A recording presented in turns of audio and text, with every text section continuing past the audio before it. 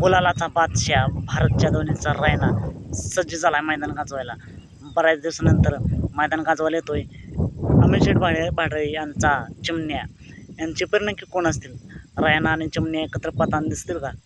मित्रांनो, उद्या एक भव्य दिवस ओपनचं मैदान पार पडते नाशिक या ठिकाणी आणि याच मैदानामध्ये रायना सज्ज झाला मैदान गाजवायला. रायनाच परिणाम कोण असेल तर रायनासोबत आपल्याला लाल बादशाह पळताना दिसेल.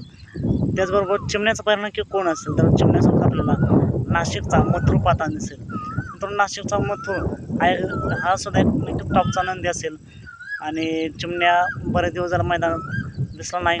आजारातून सावरतोय आणि पुन्हा एकदा मैदान गाजवायला सज्ज झालाय. होय, पुन्हा एकदा तसंच स्पीड लागतंय का? तेच स्पीड लागतंय का? त्याच्या मैदानासाठी चिमण्या आणि मथुरला खूप साऱ्या शुभेच्छा. तर रायना आणि रायनासोबत पाळणाऱ्या लाल बादशाहला खूप साऱ्या शुभेच्छा.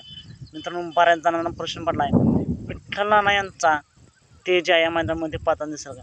तर मित्रांनो, तेजाबद्दल काहीच अपडेट नाही आहे आणि उद्या सातेवाडी या ठिकाणी एक ओपनचं मैदान पार पडते. बघूया नक्की तेजा कोणत्या मैदानामध्ये पळतोय. आज रात्री लाईव्ह लॉटमध्ये समजेलच.